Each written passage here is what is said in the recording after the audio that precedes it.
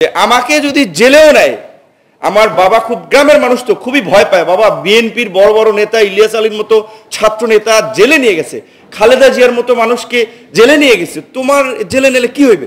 তোমার জন্য কি 1 লক্ষ ছাত্র নামবে? বিএনপির মতো একটা বড় দল আছে, তাদের লক্ষ লক্ষ নেতাকর্মী নিয়ে খালেদা জিয়ার মুক্তি করতে পারে। বাবা শেখ হাসিনা তার মানে কাউরে ছাড় দিবে না, মানে একটু ভয় পেতে এইভাবে করতো। তারপরে কিন্তু আমরা আনকম্প্রোমাইজিংলি আমাদের লড়াই সংগ্রাম আমরা চালিয়ে গেছি, রাজনীতিটা করছি। আমার মতো বা আমার মতো ফ্যামিলি ব্যাকগ্রাউন্ডের মানুষের এই সময়ের রাজনীতিতে টিকে থাকার কথাই না।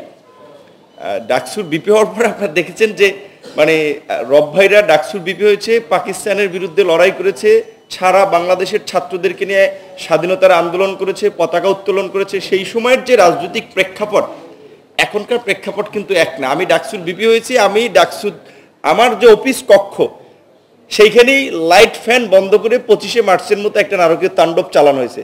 আমার মেরুদণ্ডের হাড়ে ফ্র্যাকচার হয়েছিল। সো ও কিছুদিন আগে ইয়ং মানুষ ব্যথা ফিল করছিলাম, গতকালকে এমআরআই করে এসেছি যে।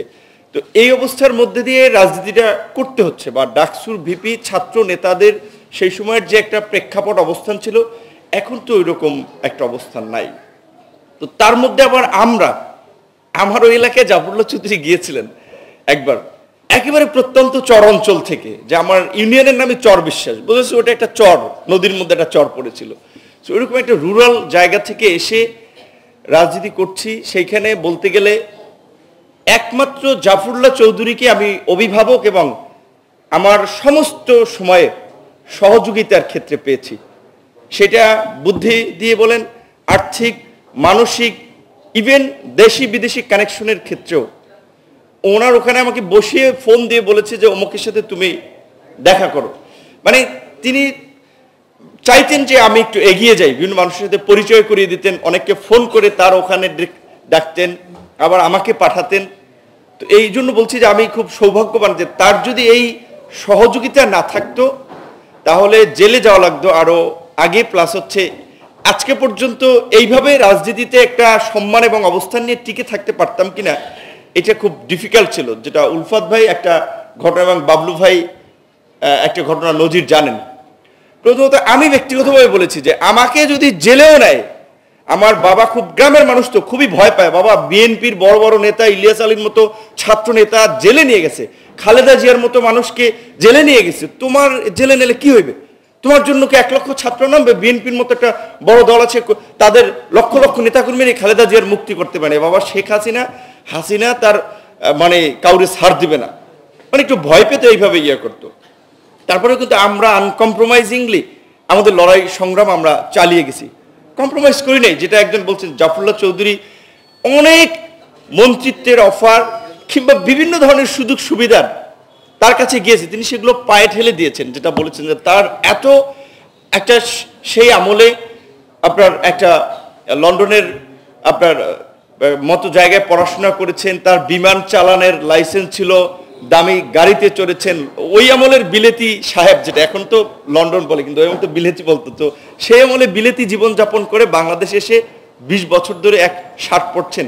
এটা তো কোনো সাধারণ মানুষের পক্ষে বর্তমান প্রেক্ষাপটেও মানে চিন্তাই করা যায় না। তিনি এরকম সাধারণ চিন্তা করতেন, যেটা মঞ্জু ভাই বলেছিলেন।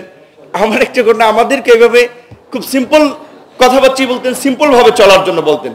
আমি বললাম আমাদের দল করতে এই ঢাকার বাইরে গেলে আমি গেলে আমার নিরাপত্তার জন্য সাথে 2টা গাড়ি নেওয়া লাগে, অন্তত একটু স্বাস্থ্যবান 20-25টা ছেলেকে নিয়ে যাওয়া লাগে, যে হামলা টামলা হলেও যারা প্রতিরোধ করতে পারে। তারপর ওইখানে একটা প্রোগ্রামে গেলে আবার একটা প্রোগ্রাম আয়োজন করতেও খরচ আছে।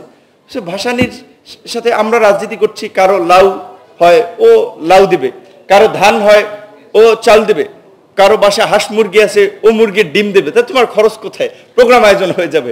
তো তুমি এইভাবে করো, তুমি তো আওয়ামী লীগ বিএনপির মতো বড় দল না, তুমি তো এমপি মন্ত্রী হও না, এখনই তুমি ওদের মতো বিশাল বিশাল সমাবেশ করবা, লাখ লাখ পয়সাপাতি খরচ করবা। তুমি রিক্সাওয়ালা, ভ্যানওয়ালা, কৃষক, সাধারণ মানুষ, এদেরকে নিয়ে রাজনীতি করো, তুমি এদেরকে টার্গেট করো, এই প্রতিষ্ঠিত লোকজনকে তুমি পাবা না। মানে এইভাবে উনি বলতো।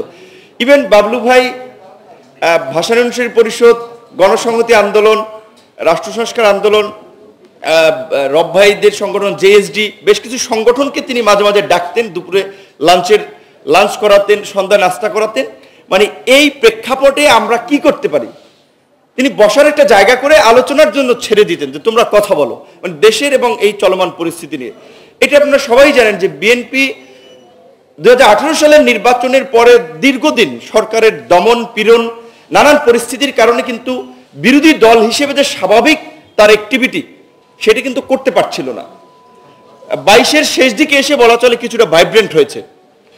ইউএসএর নিষেধাজ্ঞার একটা প্রভাব আমাদের বিরোধী দলের রাজনীতিতে তখন পড়েছিল, যদিও আমরা সেটা কাজে লাগাইতে পারিনি। শেখ হাসিনা যদি ওই সময় বিরোধী দলে থাকতো, সব থানা ঘেরাও করতো যে পুলিশের উপরে নিষেধাজ্ঞা, র্যাবের উপরে নিষেধাজ্ঞা, প্রতিষ্ঠান শেষ করে ফেলছে। তো যাই হোক, আমরা বিরোধী দল অনেক পরিস্থিতি সুযোগ পেয়েও ওই সেন্সে আমরা এই ধরনের একটা দৈত্য দানবীয় সরকারকে আঘাত করে নামাতে পারিনি, সেটা আমাদের একটা দুর্বলতা ছিল।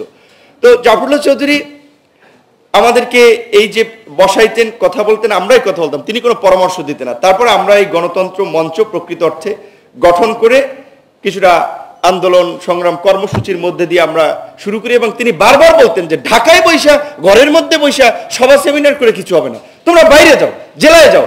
মানে তিনি তৃণমূলের লোকজনকে ভাইব্রেন্ট করার জন্য ওই দিকে যাওয়ার জন্য অনুপ্রাণিত করতেন।